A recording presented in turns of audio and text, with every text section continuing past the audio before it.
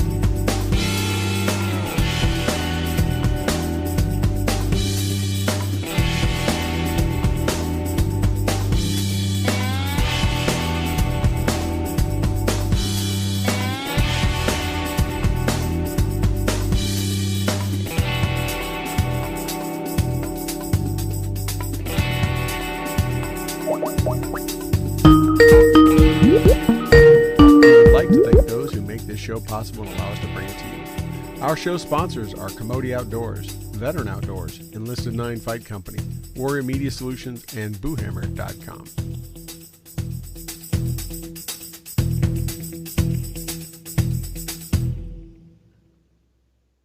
And hello, everyone. Well, for once, that bumper music and the long intro paid off great. Timing was right on the money. Welcome to, this is May 14th. Welcome to Stu and the Nunn. You got Stu here, and to my side, you got Nunn, who we were doing a little technical stuff right at the last second, and I got my boy to join right before we went live. Hey, Toby, how you doing, bud? Well, like we're pimps like that. We gotta keep people guessing. I'm getting like the text messages like, "Wait, what's up, guys? You going live?" Like, why is the music going forever? Why is that long intro start? That's right. The that was timed right on the money. Luckily, that laptop booted just in the right amount of seconds. So hopefully we'll be good to go. Hey, did you shave or something I or? did, man. Like I've been clean shaving it for. Thanks for noticing. Since COVID started. No, do you? Why do you look so Yeah, boyish? Is it the hat on backwards? I'm. You look like you're in middle school or something. What's up with that? Well, like babyface killer. Hmm. In case you didn't know, There you go. That's it. The it's just I don't know why you just trying to just look different. All the right. man. I'm trying to get these socials going.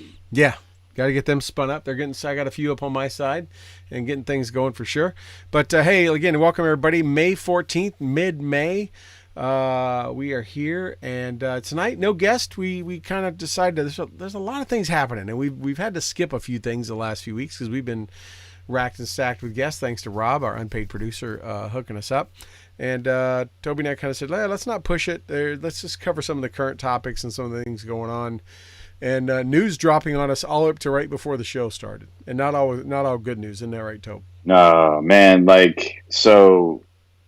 Man. So right as well, I guess 15 minutes ago. And one of the reasons why we were late because we were trying to make sure we had all the information correctly. Because you and I both, our pet peeve is saying things that we don't know, so we want to pass accurate information on. But unfortunately, uh, former Army Special Forces medic, Medal of Honor recipient, Staff Sergeant Schur, has passed away in hospital under medical care. He was 41 years of age. He was serving with the Secret Service, I believe. Yep, Secret and Service still serving. and still serving. And he was still serving, but he passed away due to lung cancer. He's had a pretty open battle with it, and it's unfortunate because like we wish that we didn't lose those national treasures, and like we don't have many of those national treasures out there. um so it's sad when we lose one, and there's no doubt. We've actually been looking into this storyline for a while in terms of cancer, service related cancers and stuff like that. But anyway, so it's sad that we have to start our show um, with that information, and his family. Our prayers go with you to his battles. Prayers, cheers to a life well lived, a life well served. Man, I know the guys in 3rd Special Forces Group are probably pretty bummed out right now. So. Yeah, some good friends of ours that have worn that long tab and that haven't, that know him well, and knew him or knew of him, certainly aren't happy right now either. And no, it's we lost. There's, I think that's, I don't know, 70, maybe that's 75 or 76 living recipients of the Medal of Honor now. I mean, we lost one a couple weeks ago that was up there in age, that which was a super stud himself, in the COVID thing, and now this, and at a young 41 years old. I mean, cancer is not, as we know it affects from kids on up, right? And it's and it doesn't. It's not selective. It doesn't pick you based on any demographic about you. It is what it is, and God calls you home. And it'll surely be. Luckily he got to receive that blue ribbon around his neck, while he was still alive. I mean, it doesn't change anything, but at least he was able to enjoy that with his family, and to know that happened. With him being alive, even though it was a few years after the fact too. But he knows he was recognized, and more importantly, his comrades, his fellow soldiers with him, were able to see him do it too, and that is pretty damn important. Yeah, no, it's just most unfortunate, because the beauty of having these guys alive, and we've had David Bellavias, on the show several times, multiple times, is that you as a citizen of this great nation are able to interact and truly understand the price and cost of our lifestyle. And so, Rob in the chat saying 80 living recipients. I'm not good at math. My Canadian arithmetic isn't that solid, but a couple 100 million divided by 80 is not a very big number. No. Yeah, it was just, again, it's a shame that that it happened, but it shows that nobody's outside the reach of that terrible disease. Kind of not much different than no one's outside the reach of the terrible disease and pandemic we're dealing with right now. Yeah. But so yeah, big shout out, Mike O'Shure. Will not be forgotten. I mean, it will. He probably won't get the ceremony, that he probably would normally get, right now. But when this thing ends, I'm sure he will, as in many family members and people will, once this all ends, to be able to pay their respects and celebrate their life and what they contributed for those that knew him well and whose lives he touched. But yeah, so on to some other news. Definitely not the news we'd planned to start with. Like Toby said, we found out right before we went on live. Yeah, so we've got a lot of things going on, Toby. I don't know where we want to start, man. I mean, it's, let me start tonight by trying to bring some joy in, since we started on such a down note. Let's get some uplifting news. Let's talk about something positive. Right. There's some really neat stuff going on around the country.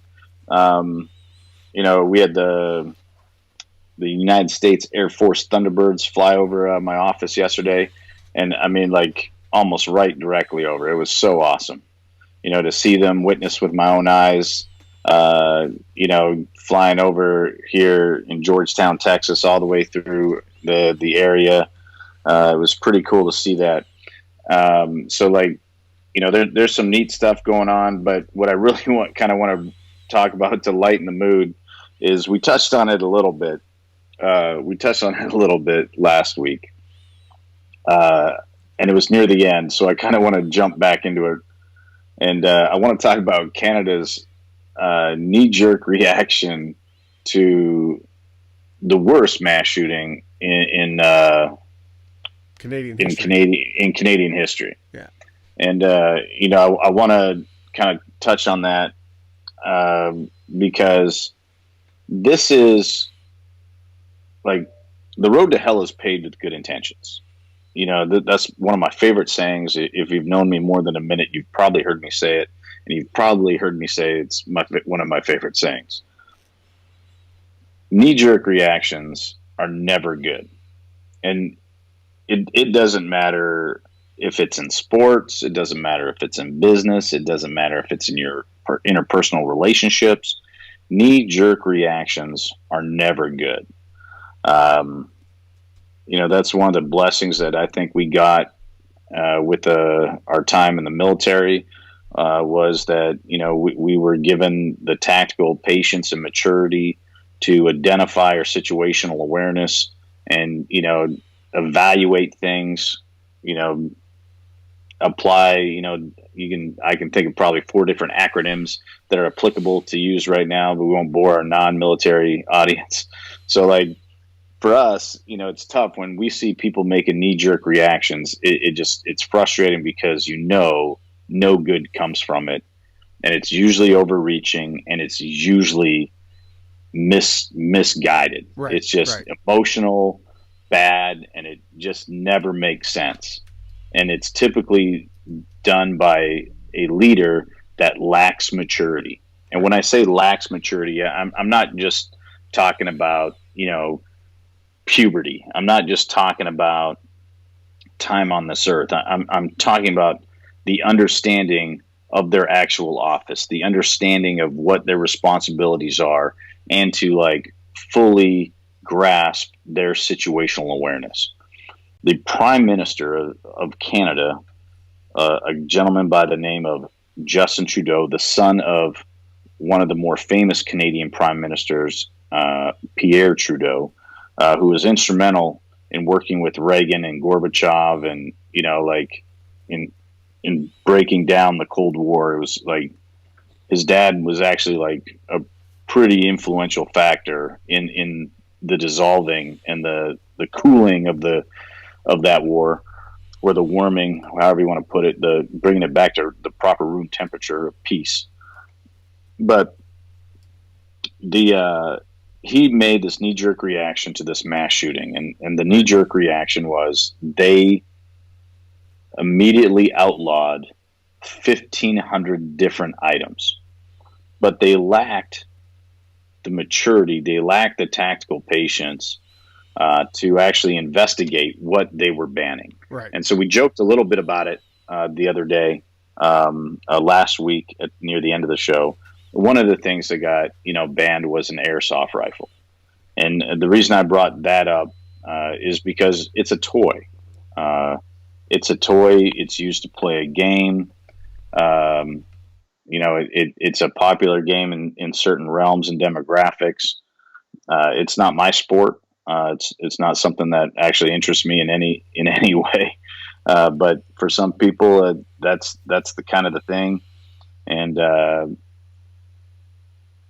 they just started blanketing their banning of things based on emotion, not based on fact. Was there anything else besides dumb, like an airsoft rifle? Like, was there a salt shaker, dude, or a rubber band gun, or?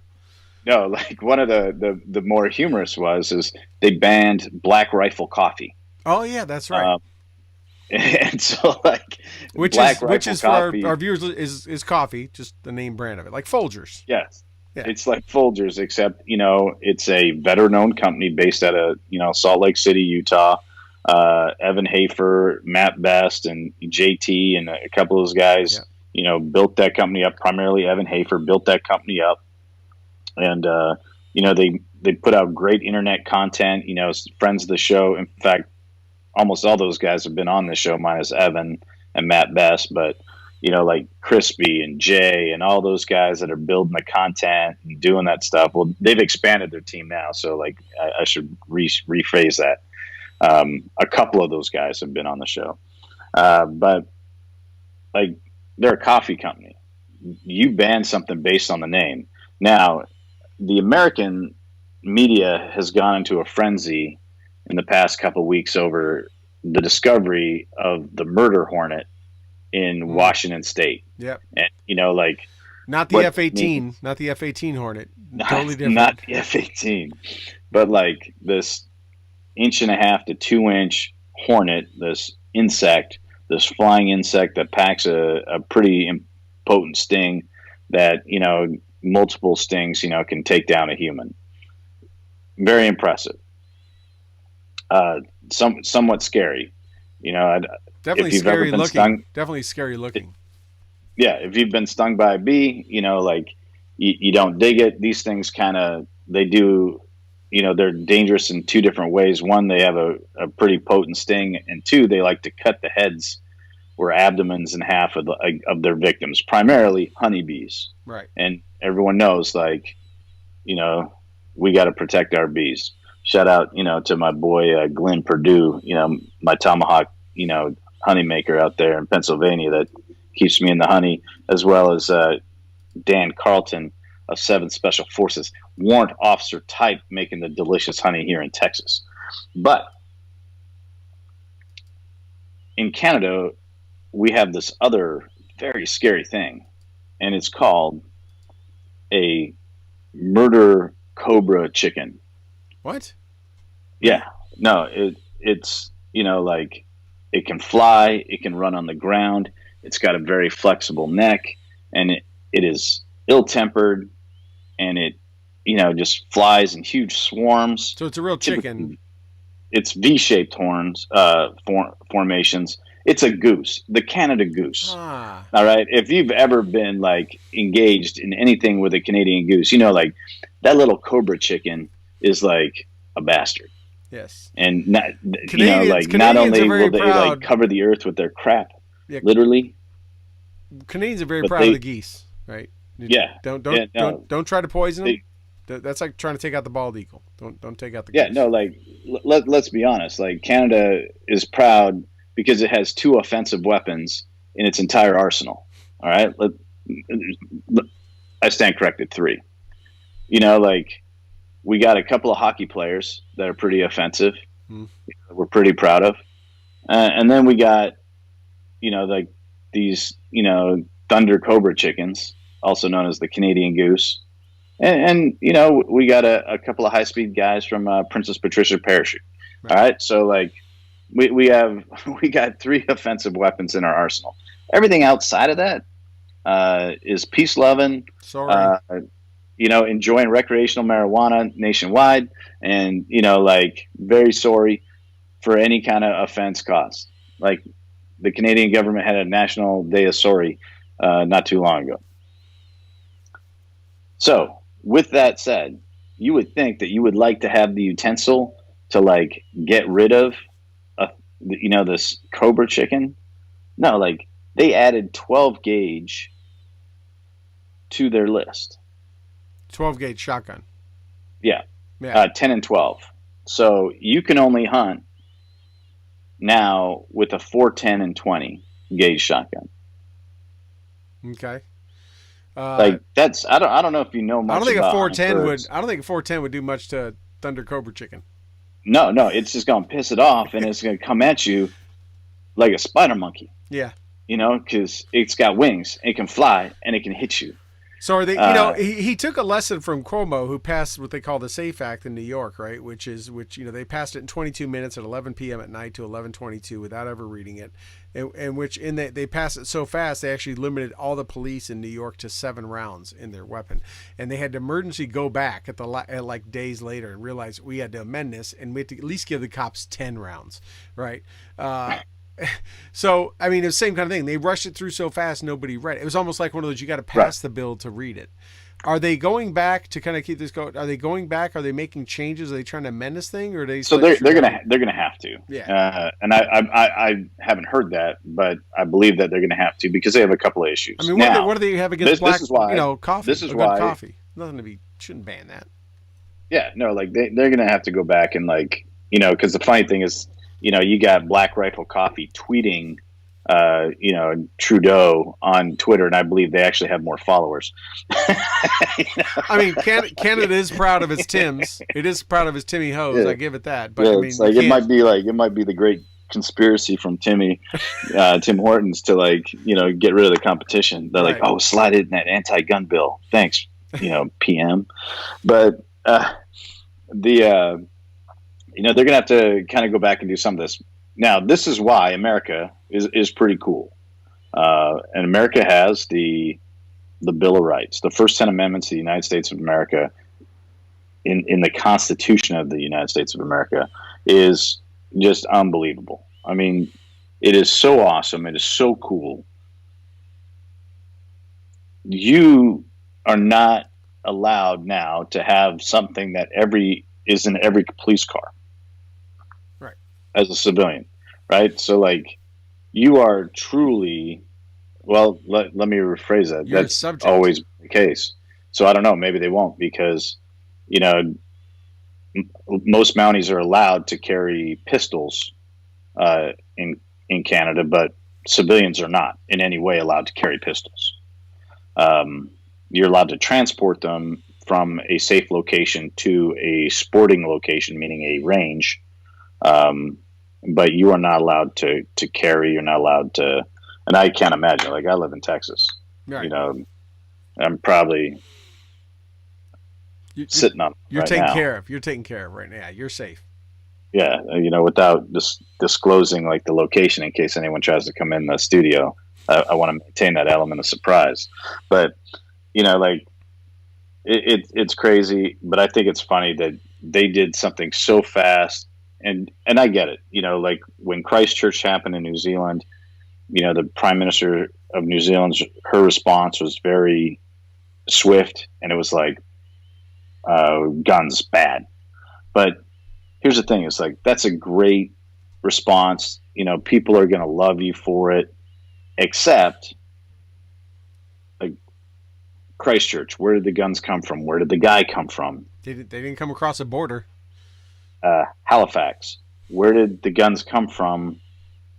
You know, like, what kind of guns were they? Where did they come from? Right.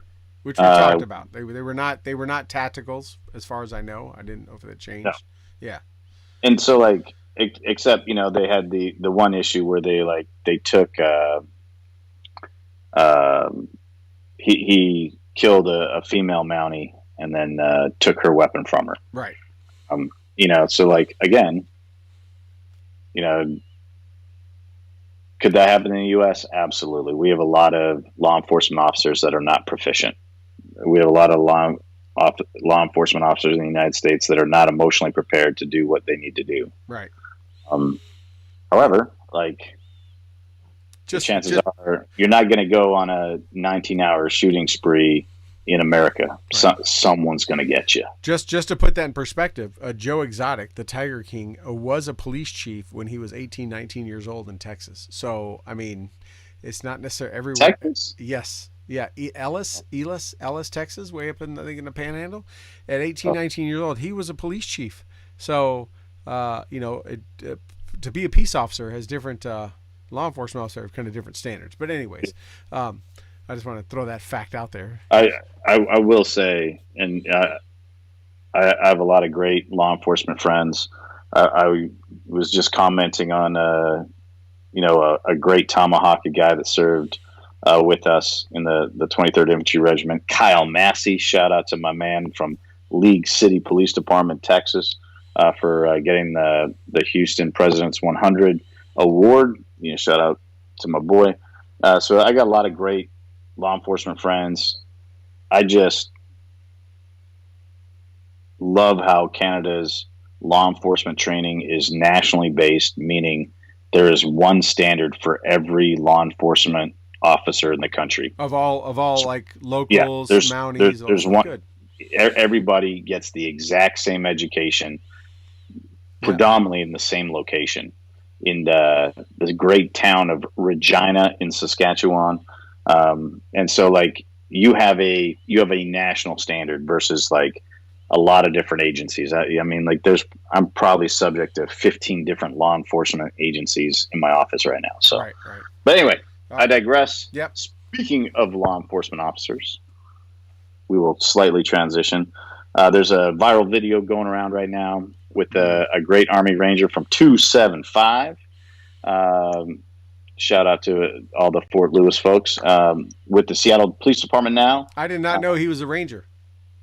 275, Holmes. Yeah, that's right. That's right. 2nd Battalion of the 75th Range Regiment, Fort Lewis, Washington State.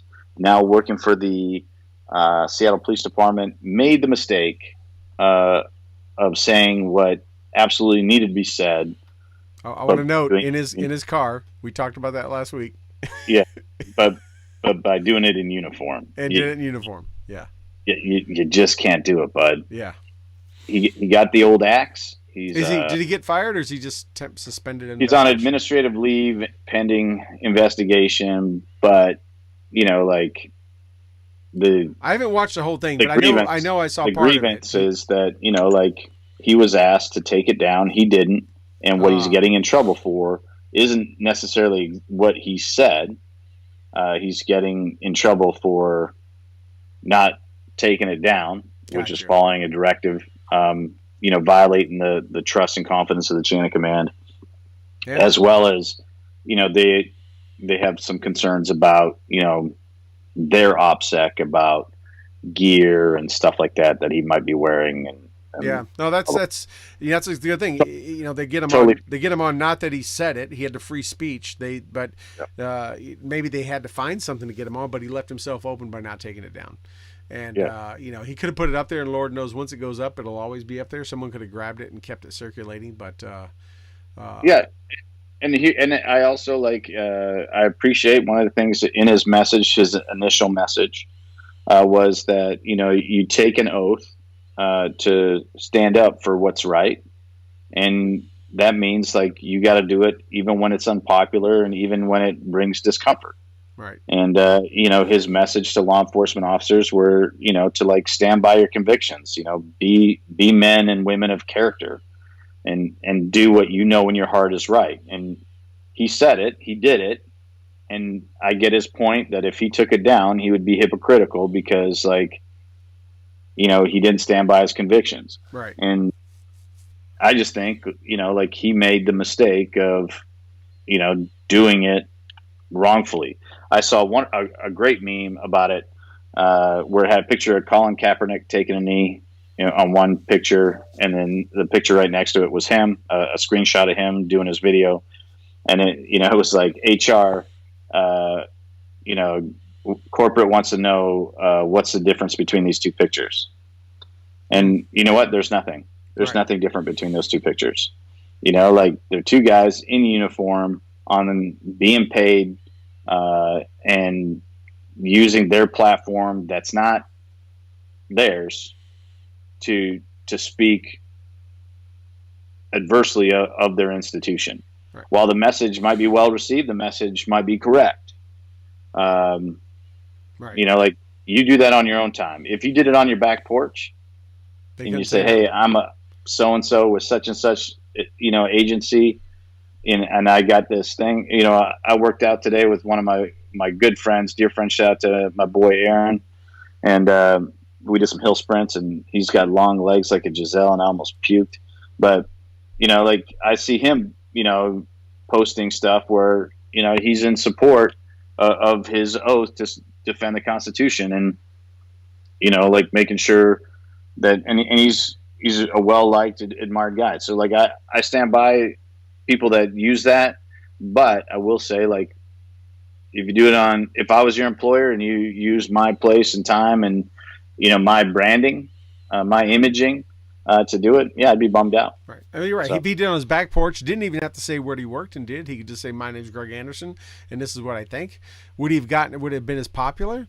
Probably not. That's no doubt his job and where he shot it and propelled the popularity of it. He'd been just someone else ranting on the internet, right, without a following. But he did, and that is what magnified the visibility of it. So yeah, I mean, they did what they had to do, and he could have put it up and then taken it down when they told him. Probably would have got a little slap on the wrist and said, "Don't ever do it again," and probably would have been able to keep his job. Maybe he'll get picked up. Maybe get hired up by someone in Texas. Who knows? But anyways, I want to move on to some other things. He'll be welcome. Yeah, he'll be welcome to Texas. So, look, what's the big elephant in the room, right? Is Michael Flynn and this whole thing that's been going on this week, right? So I want to get right into it. It is. This is his name has been dragged out. We know he was a 3-star general, super reputable career. All the different levels he achieved, you don't achieve by being a smack ass, and he went all the way up. He also understands what it means to know the chain of command and respect the chain of command and all that kind of stuff. And even from what I understand, without any personal direct knowledge, he made sure his opinion was known, and he stood by his principles, which I think what made him not well liked by the previous administration. And I continue to sit there and think, had someone else won the last election, all of this stuff would have never maybe come out, or never maybe have happened, but never would have come out at all. We'd not know this. Now we have this, this stuff that the American people have been asking for forever. Now that the Trump administration is like, hey, if this stuff isn't classified, isn't that? Let everyone know what's really going on. It was pretty earth-shattering. When you have the DNI, you have Clapper, you have Comey, you all the way up to the vice president himself, asking to unmask the name and all that of an American citizen being surveilled. It'd be one thing if it happened, back before the campaign, or even before the election happened, but to have it happening 8 days before the inauguration of the new president is absolutely inexcusable. It wasn't like the vice president was leading a task force and was going to, oversee this new thing going after trying to find this corruption or nothing like that. He was packing up his office, if not already packed up. I mean, he was punching out, and there was no reason, and there's no way anyone can say and justify why any of those people did that, much less him. And in fact, he couldn't even say it the other day because what bad talk about bad timing. You're on Good Morning America one morning saying, I don't know anything about that. I didn't hear anything. And the next day, your name's right there in print that, yeah, you're the one that did it on this day. So, talk about he probably should have thought that through because it wasn't a secret. The news had been saying for several days, if not almost a week, that this was about to get declassified, that the acting DNI chief had already done it. But, it reeks of just corruption all the way to the Oval Office, right? And now you have a judge just playing that is the last straw that's trying to grasp at everything they can, and I guess they just don't see how the American people are seeing right through all this.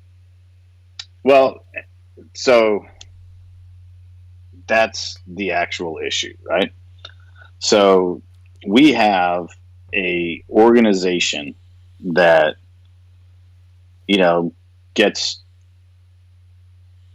for lack of a better term, they lose their job, right? They don't understand how they've lost their job, but even before they lose their job, they are like trying to hedge their bet and they're trying to do what they can.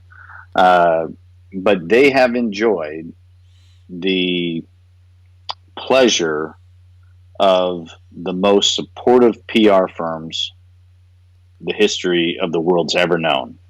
And honestly, that's the mainstream media.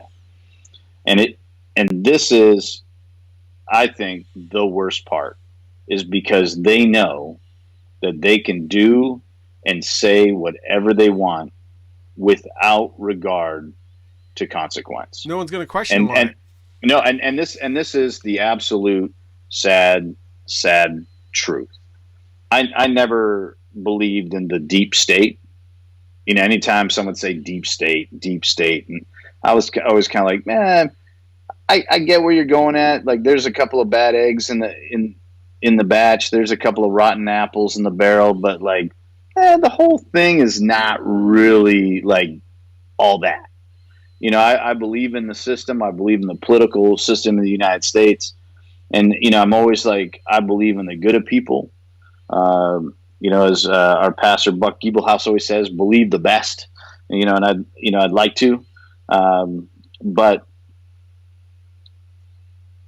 we have come to a point in time where it is so obvious that the truth will always be skewed and will be hard to find.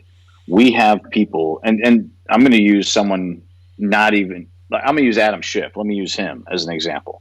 Here is a guy that can say whatever he wants, whenever he wants. In the halls of Congress. Without any consequence. And he knows he's going to get away with it. Worst case scenario, someone's like, man, I don't think you should say that. I don't think that's actually like accurate.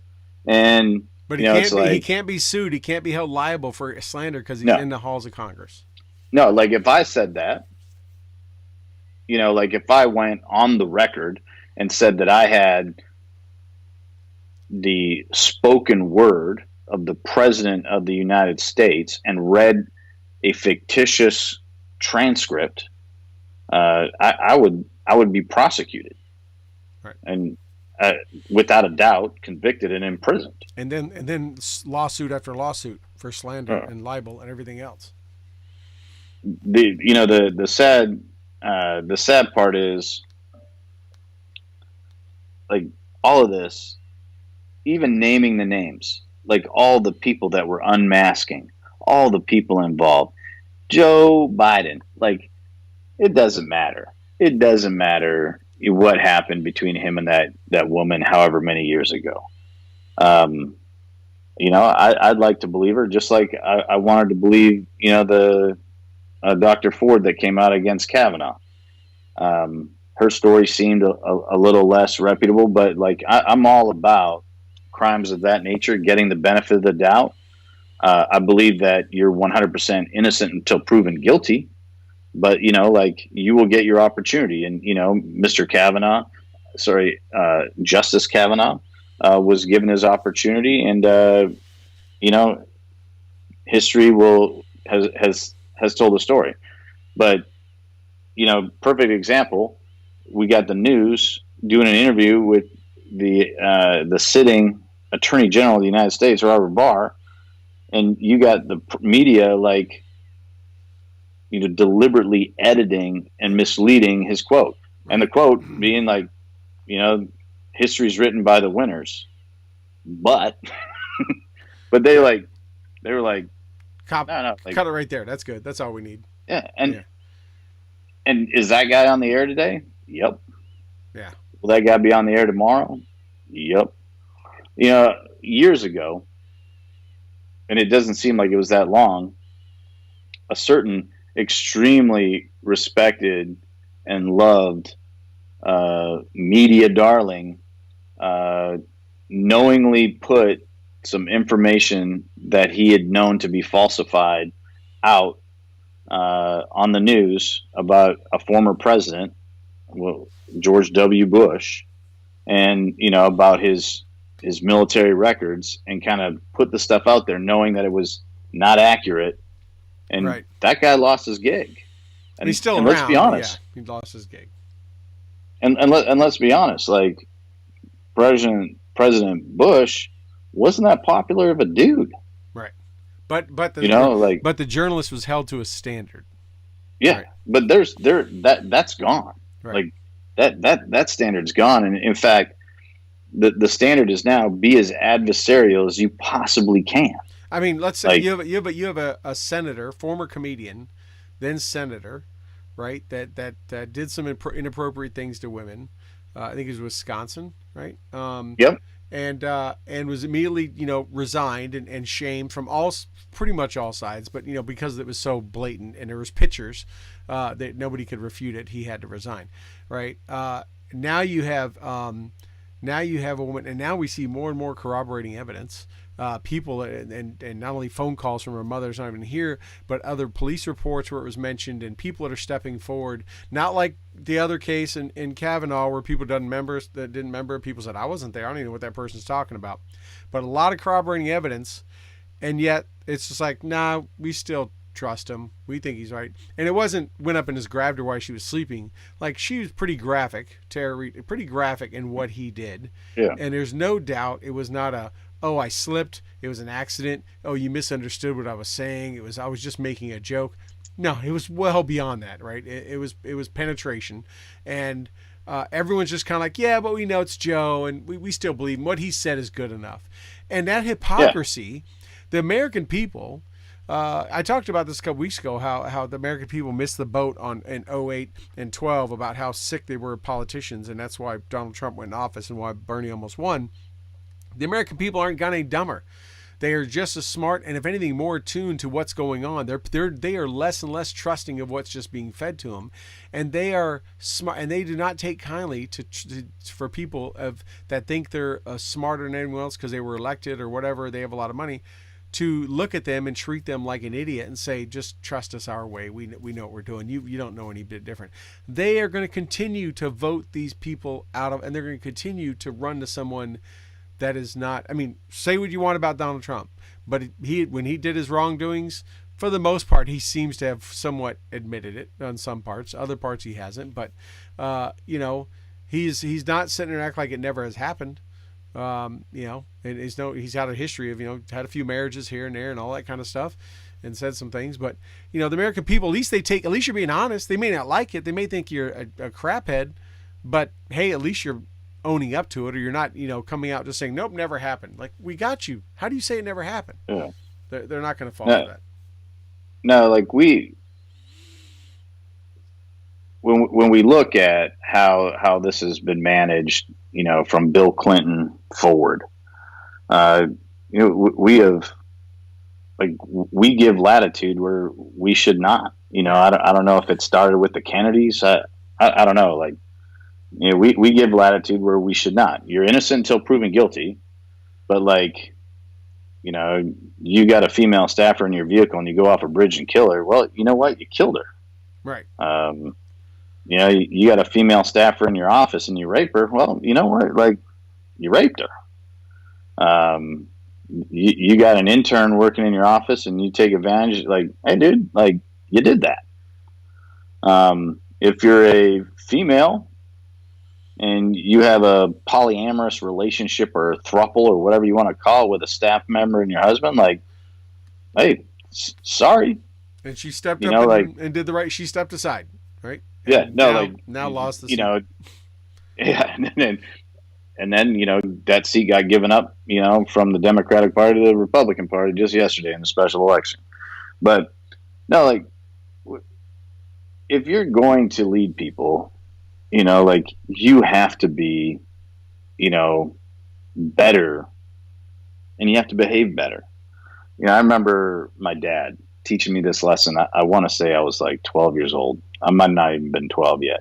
And I made some prank phone calls, and I got caught doing it. And, my dad was up for a leadership position, within our church. And, like that affected that situation. And, and I was like, Dad, I did this. This has got nothing to do with you. I'm responsible for my own actions. Like, like, this is me. And, my dad's like, no, like, if I can't manage my own house, I can't be trusted to manage somebody else's, let alone the Lord's. And, like, we have scandal after scandal after scandal. We got, and it's totally cool.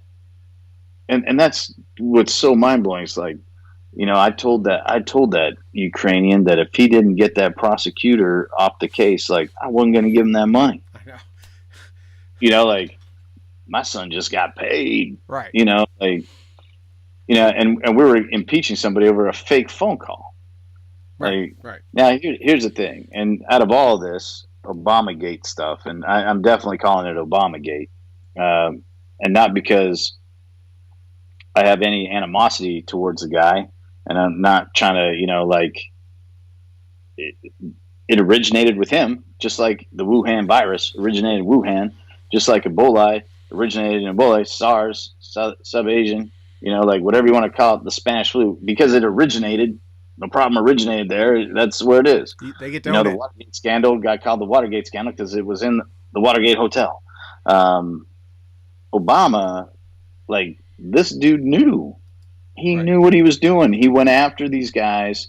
Like, there was a pattern of this kind of behavior. He went at his IRS went after, like, conservative groups. Like, the agenda, the attack, the techniques that were utilized are brutal. Right. And, like, but yet, because he was charismatic and popular on The View, like, I really think, we're going to not see this, but at least the discussion is, I believe you can still impeach a president not in office. Oh, I don't know if you can impeach him, but like, trying to get the legal answer to this earlier, but my person did not get back to me. They can be charged. I think they're not in office. They are now subject to all. They're not. They don't have any of those protections. Obviously, right.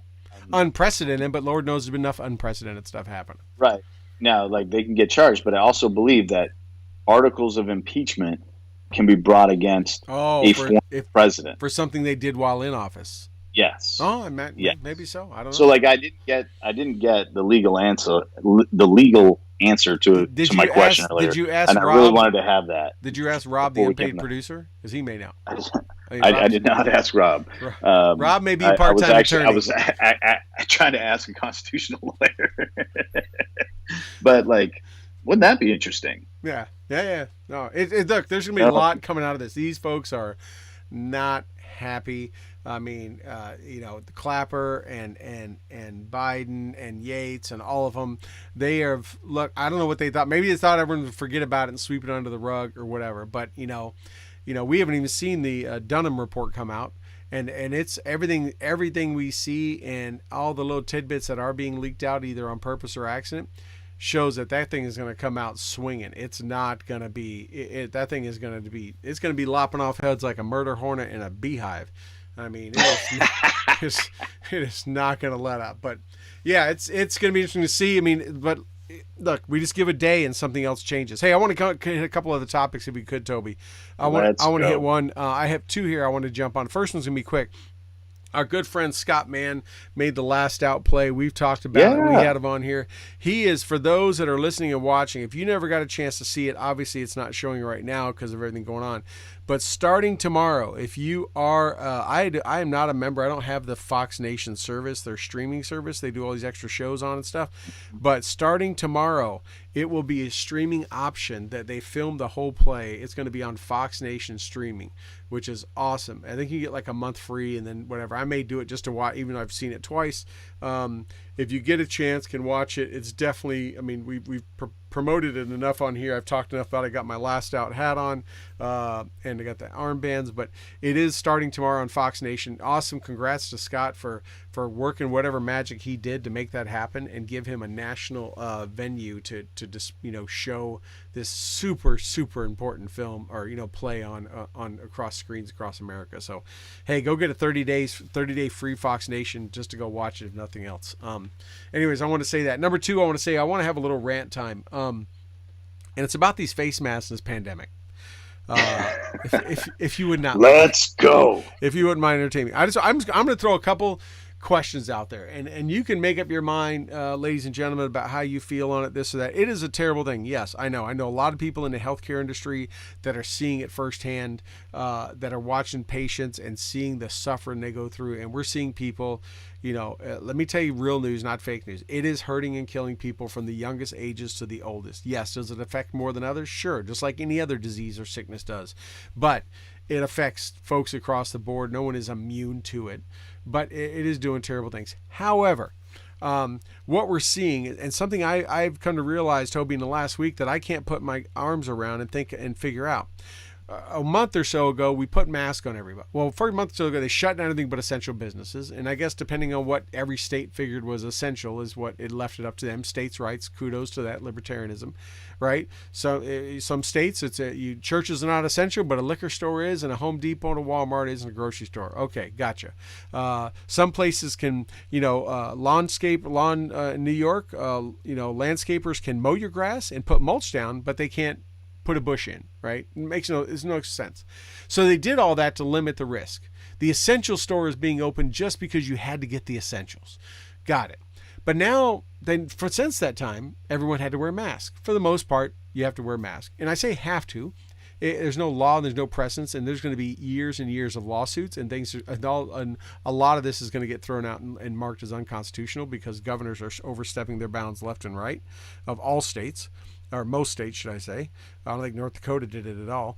But, they give you this order or guidance or whatever they want to call it to say you wear a mask. So if a governor says everyone must wear a mask, then why do all the businesses have to stay closed? Because if you can wear a mask and still shop in a 500-person occupied Walmart or Home Depot or 300 people in a grocery store, then why can't you wear a mask to go drop off your clothes at a cleaner's, or maybe go visit a repair shop to get something fixed for your house, or maybe go get a haircut, right? If you have to wear a mask, and that is now the defensive risk mitigation, is wearing a mask, okay, then open up everything, because you're crushing these small businesses who can't pay rent, can't pay salaries. We see another 3 million added to the unemployment rolls, not from big businesses, but from these places that they're not even allowed to open. And some of them are in such rural, and the numbers are so low, but they're getting this, mass punishment like we used to do in the military, right? You used to have the guy come in and mass punish everyone because one Joe screwed up. The whole platoon got punished, lost their 4-day weekend. That's essentially what's happening. These governors are mass punishing the entire state, or our country's mass punishing the entire country, when it's only a couple really bad apples, to use the term used early. So, hey, if everyone has to wear a mask, can we make them real masks? Because a blue bandana doesn't do crap. It's not going to stop anything except maybe make you feel good. But, make people wear real masks, open up all the businesses, and let individuals, Americans, and exercise their liberties and civil rights to decide if they want to go to the barber or go to the cleaner or risk it to go here. If they do, they got to have a mask. If they don't want to go, that's their decision. That's what I want to rant about. Nobody can answer that question for me. And if anyone can, I'd love to see it in the chat. Well, so the problem with what you just said is there are too many chiefs. There's too many bosses, right? Everybody has taken a little bit of a power grab during this thing. But Rob, the unpaid producer, just put up some stats. There's 1,413,012 confirmed cases. There's 85,807 deaths. That equates to 0.06 mortality rate of those cases.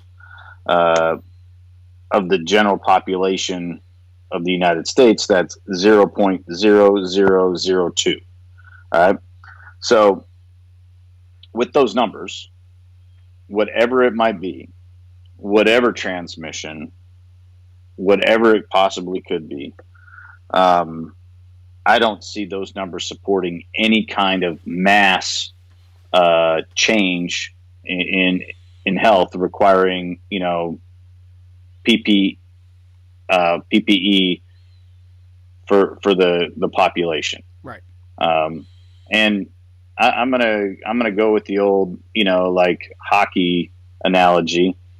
Like if you're dumb enough not to, protect your mouth, you're gonna lose some chicklets. Mm-hmm. If you're dumb enough not to wear a face shield, or at least an eye guard, hey, there's a chance that you're gonna lose your eye. Shout out to Manny, former Vancouver Canuck that, took a puck to the eye and, it ended his career, or has stymied his career. He's never been the same. Richard Brodeur, if you're not going to do what it takes to protect yourself, cool, man. Like, accept the consequences. And I firmly believe that that's your choice. Right. Like, that is your choice. Now, there's some things, and you and I both been in the situation where we belong to somebody else. Our bodies belong to somebody else. And when they say we had to wear stupid delt protections and stupid Kevlar things, like, we had to wear them, even though it, like, limited our lethality and affected our survivability, but we had to do it. Right. I believe as citizens of this country, you don't have to, and I absolutely believe that we can open up the country and do business as we want to do business. And if you don't like it, don't go to that business. Right. Exactly. If you don't want to go to a restaurant because they don't wear masks, don't go to that restaurant. Go a different one. Get takeout. Don't do it. You don't like that there's a ton of people at a certain location? Don't go. Let me throw another one at you real quick, Toby. So whatever, thousands of people have been tested. They know. Now we're knowing 30 to 40% probably have over 10 million Americans have been tested. And we know whatever thousands, hundreds of thousands have had it, millions have had it, and a lot of those people have recovered, and they've had, and then they're saying that 30 to 40% more may have antibodies. They were asymptomatic, so those people have had it, and as we know right now, they cannot get it again or whatever. Right? That's what they're saying. So if you've already had it. Imagine that someone went through it, they suffered with all this, and they go back out and someone's like, you got to wear a mask. Like, I was suffering in my bed for a month. No, you got to wear a mask. I can't get it. You got to wear a mask, right? Or I went and got the thing shoved down my nose, and I got antibodies, and they said I can't even get it, can't contract it, can't do whatever. You got to wear a mask. So, you got to bring I got my antibody card. I already had it card or whatever. So you have these people that can't pass it, don't get it, whatever, have already had it, and they say they can't get it again.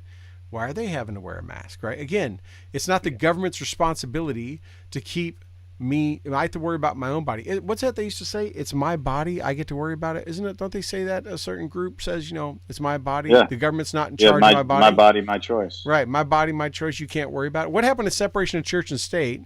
Yet the state can shut down the churches. How about the people decide if they want to watch the church online or if they want to go sit in the pew 6 feet from someone else? So the whole church thing, I know I jumped on a few tops. I'm sorry, man. Like the church thing, we shouldn't even be having this conversation. Right. I mean, we shouldn't even be having the church conversation, and not because of separation of church and state, because the First Amendment of the United States Constitution, you have the right to free assemble. You have the right to do that. There's Um, so many laws that and rights that are being broken daily. like, and if you don't want to be around a bunch of people, to worship, or enjoy your faith, um, enjoy the podcast version. Right. Uh, don't go. Catch it online. Most churches are broadcasting their services. Most, and if your church isn't, I bet you can find some within your denomination that do it. I bet you can find some in every faith that will allow you to do it. Like some, if you're Wiccan or whatever, you go out to the woods and do your own thing anyway. Like whatever. If you want to go worship whatever you want to go worship, go do it. You want to go worship the Lord of Darkness, hang out with Ozzy, go do it. Whatever you want to do, man. Like that's your right. We shouldn't even be having that conversation. Right. Yeah. Period. And if you want to protest your government, go do it. Like, you have that right. Like I love how the only essential service that, like was able to operate with impunity was the press. Yeah. Like churches couldn't do it. So like, how is it that the First Amendment is only applicable to one group? Yeah. And that's the press. And one applicable to churches, one applicable to citizens. But we, if it's good for the goose, and I'm not saying the Canadian because we already decided that they're Cobra chickens. We decided that we'd cover that one. But if it's good for the goose, it's good for the gander. And if it's good for the press to be able to go and walk around this country with impunity and report and do whatever they want, then it's good for you to go worship, whatever faith you want to go worship. If that's your faith, you want to go hang out with your Viking buddies, do chest bumps and yell skull and slam like horns of ale and, practice Odinism, God bless you. Go do it. Like that's your right. Now, don't get me wrong, Toby. I love a good bourbon. You know that. I like my brown water. And I'm glad the liquor stores are open. However, I like ice cream too, right? And I like restaurants that I maybe want to go sit in. Or maybe some of these small restaurants. There's some small, I don't know about where you're at, where I'm at. There's some small mom and pop ones that really can't support a takeout delivery. They kind of depend on the people coming in there and that stuff. It's real simple. We see the press briefings, the president of the press briefings, they scatter, they put a couple blank pieces of paper in between every seat to make sure everyone's 6 feet apart. We see that in the testimonies the last couple of days up on Congress, where they had the two guys, the Fauci and the guy today, and they sit everyone apart. Block off those seats in a restaurant, but let people come sit down and just get out. We talked about it you talked about it a month or so ago about you thought it's going to really change the restaurant industry and that people are going to be fine with take. I think if I remember right? You kind of made some comment. You thought it may change it where people just want to do takeout, want to be fat. I think people just want to get together. I mean, I'm finding myself on my street where my neighbors, we're all good friends. We know each other, but we see each other and we purposely come together and we stay our 6 feet apart just to talk, just to see each other because, people are missing that personal human interaction. That connection. Right. And we just talk and shoot the crap about this or that or whatever. But, I mean, this country needs to pull its head out of its fourth point of contact. If you don't know what that means, you need to Google that and your leg. But they need to pull their head out of their fourth point of contact and sit there and realize what we're still asking people. It's okay that everyone panicked at first. No one knew what we were dealing with. There's this crazy virus, this China virus that's killing people left and right and blah, blah, blah. We are a lot smarter than we were 4 weeks ago, and especially that we were 8 weeks ago. We know a lot more about it. They're tracking this thing. They're tracking the DNA of it. They know most of it in the U.S. came from New York City. They've determined most of it is strains that scattered across the U.S. came from New York City. And that's the European version, I heard. The China version is like pure from China. The one that came through Europe got bastardized a little bit in Europe and they can tell the differences. So we know a lot more. Why are we still doing sweeping changes like mass punishment to everyone when we know not everyone needs to be, we know who the guilty are if you were to put it in that aspect. We need to selectively use common sense. That's what this country needs. It needs common sense hat put back on, and from the presidential level down to the people on your street who are ratting on you. Right? That's what this country's missing. No, like it's this ratting thing. I want to touch on that because it's got some near and dear implications. This ratting thing is just utter BS. Like,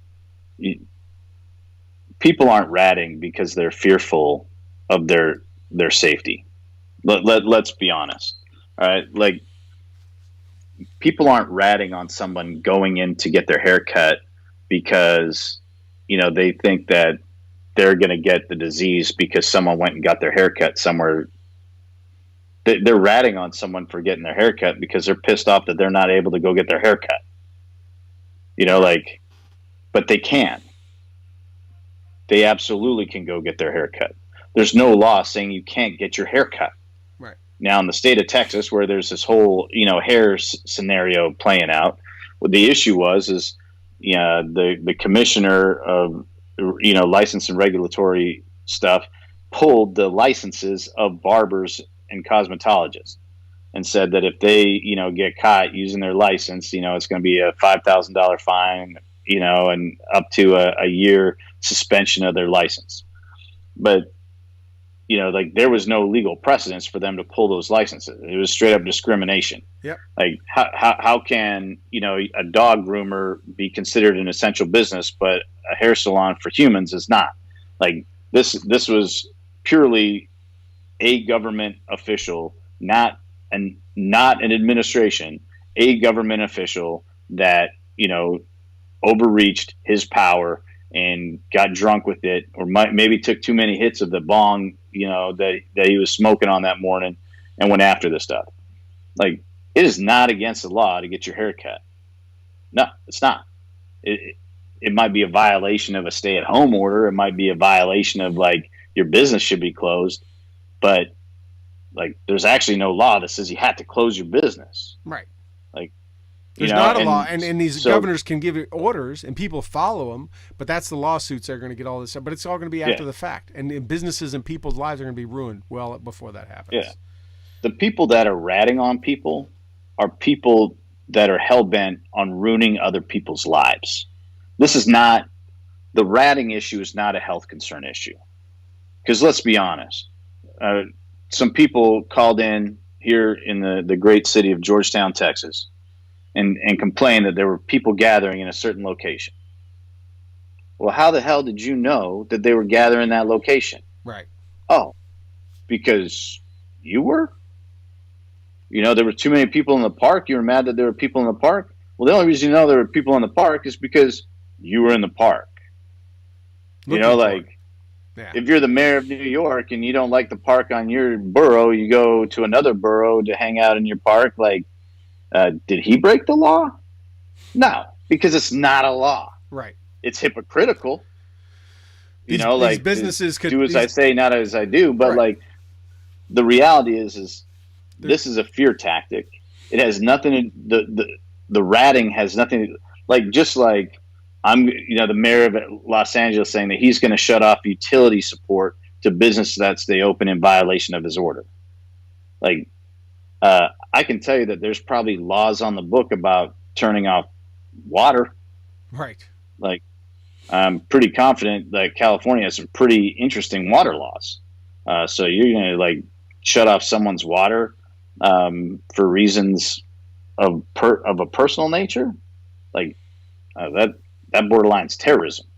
In fact, it might fall under a certain terrorism code, just saying that. Like, that's just fear-mongering to push your personal agenda. That has nothing to do with the health concerns. Yeah, COVID is real. People have died. Over 85,000 Americans have lost their lives to it. It's horrible. It's not good. But, like, the law is still the law. And the land is the land, and you can do as you are allotted to in those first 10 amendments. And go get you some. Yeah. Go get you a haircut.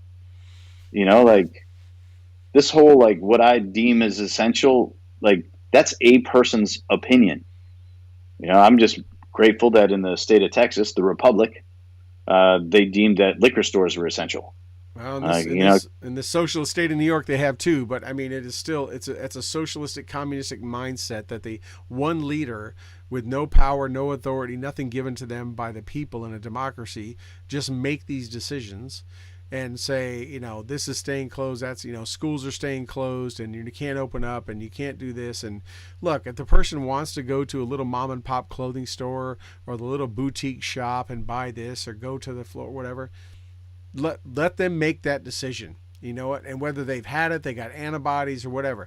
If the business wants to say you got to have a mask on, like no shoes, no shirt, no service, that's every business's right. So if when a business puts up and says it's a law, put your mask on. No, actually it's not. You as a business can refuse my service, and that's within your right, and say you got to leave unless you put a mask on. And then I go somewhere else. But it's not a law. No, man, you are preaching, brother. Because I got to tell you, and I don't have a dog in this fight other than being a small business owner, but I got to tell you, nothing offended me more than a bakery being shut down for, discrimination. Like, nothing bothered me more, because as a business owner, if I don't want to have you in my store for whatever reason, like, I don't like the way you looked at me, hey, that's my business. That's my store. That's my property. Peace, yo. I don't want you in my house. Don't come in. You're trespassing. Like, I believe in private property rights. I believe in, like, if you don't want to do business with somebody because it, like, bothers you, don't do it.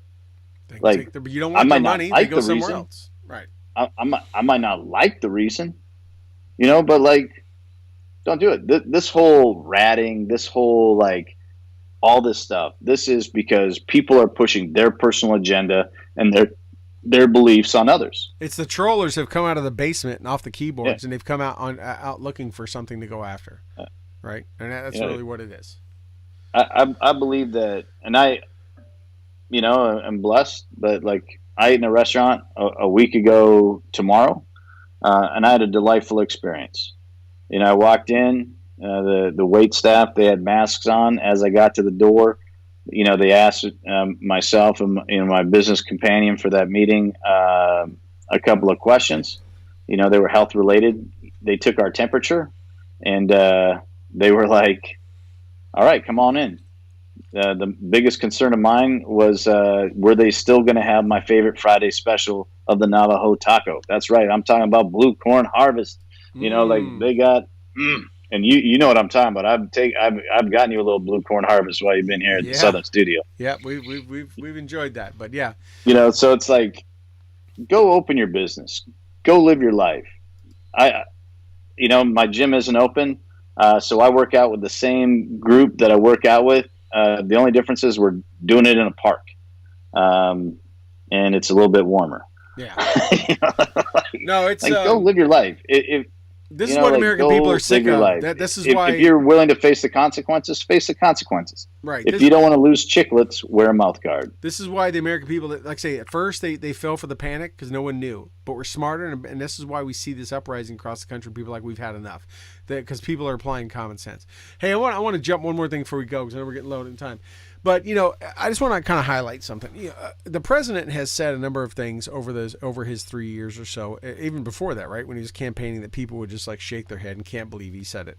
And I've had a few where friends of mine, close friends of mine, that think so much like I do and stuff, would call me. It's like, I can't believe he said that. Like, can you really believe?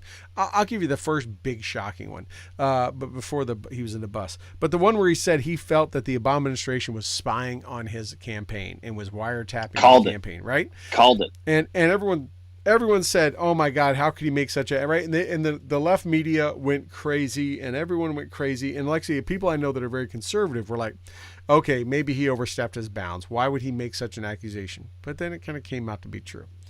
And he said a number of other things that people have kind of, and I don't have them off the top of my head, but I know there's at least 2 or 3 others where he said something. People are like, "Why would he say that?" And then it comes out to be true. Actually, more than 2 or 3. I think it's upwards of like 10 or 12.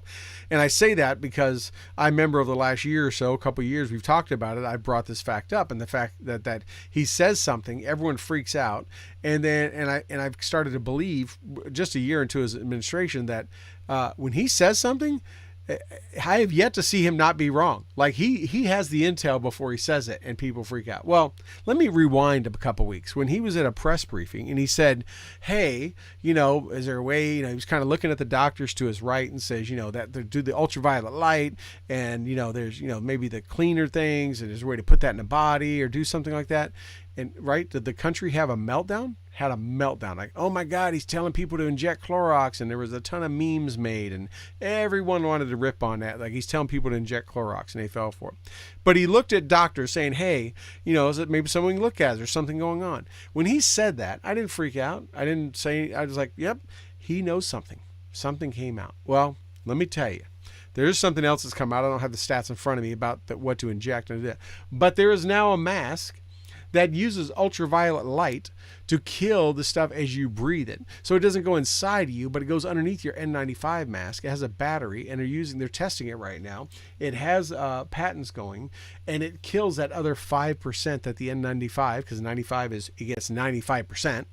So it's an ultraviolet light that goes underneath your mask, so it's not shining in your eyes, it's not giving you cancer on your lips, and it's shining and killing those things. Just like I have a pond with koi and goldfish in my house, and I have a UV light that water passes through, and it kills all the algae and all the bacteria. It's the same thing. So now there's a mask that has ultraviolet light shining into your mouth as you talk to kill that stuff as it goes out. Just one more example. That no matter how dumb and crazy things he says that sound like that he says, not saying everything he says is absolutely not sometimes cringeworthy, because there is. Sometimes I sit there and go, I really wish you wouldn't have done that, dude. But I've said that. My own wife has said, I really wish you wouldn't have said that. But when he says stuff that seems so outlandish, I just ask people, he's kind of had a track record that it comes back to fruition to be true at some level. So I just want to highlight that this one's a hot one now. This thing and the Clorox or the disinfectant. I'm going to have the details on that next week. But there's actually something that's being tested that has some roots into that. That's being tested nationwide right now. So anyway. No, so I've said it several times on here. I've said it a million times in daily conversation. You just don't like his delivery. When I say you, I mean the royal you. Yeah. When people bitch about stuff like that, you don't like his delivery. And I don't always like his delivery either. Like the way that he delivered his message via tweet about, canceling, transgender enlistment in the military. Like I wish he'd have done it a different way, but 100% agree with why he did it. And why the generals, recommended that he do that. Right. Like I don't like a lot of ways that he delivers things. Talking about ambassadors, talking about there's a history, there's a protocol, which is appreciated. There's a professional courtesy in some sectors that's appreciated. But every time that he says something, he's fairly accurate. He might not have the exact numbers of attendees of, like his inauguration or something like silly like that that's inconsequential and really meaningless. But like when it comes down to like important things like, hey, they spied on my campaign. And, he was right. Not only did they wiretap him, they sent people in to spy on him. They sent people in to trap him. They sent people in to trap his people. Like the way they went at Flynn, they went at Flynn with the intent of getting him. Right. And they employed blackmail of his child against him. Just crazy. And he's always been right. When he goes and he says these things, he absolutely knows the answer before he says it. He's, the very first time he said fake news, he knew that he had the gotcha for fake news. Now, a lot of press didn't, like it, because, it devalued them, but he was right.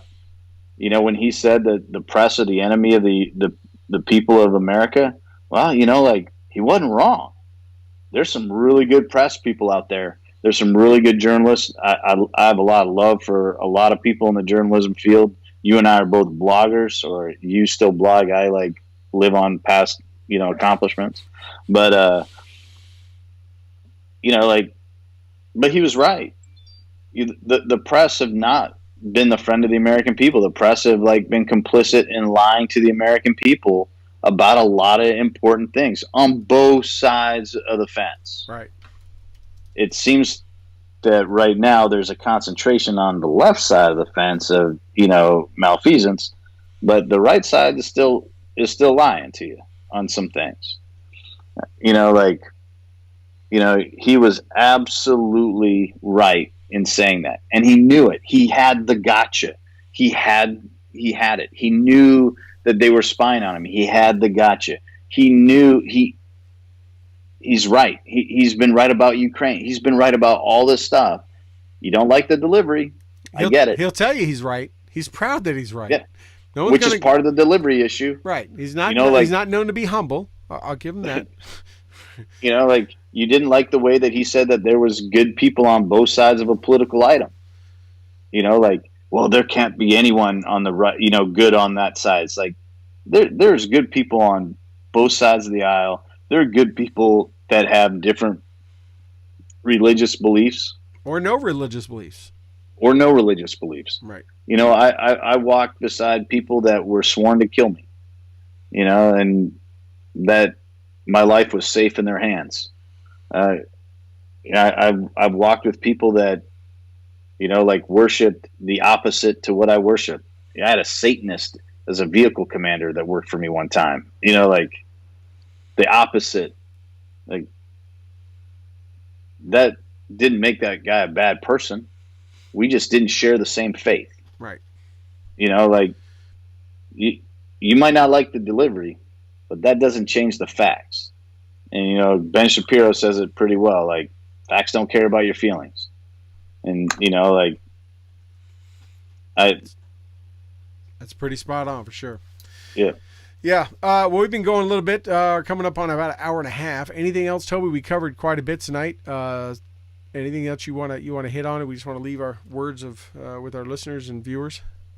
No, that's pretty much it for me. I know we got to get going. I got to heading out on a VO trip tomorrow. Veteran Outdoors back in business, taking deserving veterans on Dream Outdoor Adventures. Your vacation's over. Yeah. No rest for the wicked. And then some big news coming on a couple of different things. There will be a special announcement from one of our sponsors, Kermode Outdoor Development Group, coming on Monday. Look for that on the socials. Lots of great stuff. Shout out to my wife. Her father passed away this past week, and with all the COVID stuff, it's made this an interesting time to go through that process. But handling it like a champ. And my father-in-law, Jim Elliott, was a veteran, and not a bad dude. I was pretty lucky for a father-in-law, so thoughts and prayers to you guys, man. I didn't pick that up. But just let her know, man. Wrap her in your arms, as I'm sure you've been doing all week. But yeah, it's not easy. Yeah, so everyone just stay safe, right? Stay safe out there. Keep those that are out there dealing with this or suffering from it, or trying to save others from it, obviously in your prayers. And I think the biggest thing is keep going through life with common sense. Maybe it'll rub off on everyone else, right? Right. Just the thought, man. Maybe you'll open that sphere of influence. But all right. All right, everybody. Toby, you hope you have a good night. Everyone else have a good night. Thank you for joining us. I don't know who we have coming up next week. I did not look. I'm sorry, so I'm not going to lie to you, but we'll let you know. And with that being said, don't forget, Memorial Day is coming up in a couple weeks. We'll probably talk about that a little bit next week too, and because that'll be coming up the Monday after. So everyone have a good night, and enjoy your night and your weekend, and we'll talk to you all next week.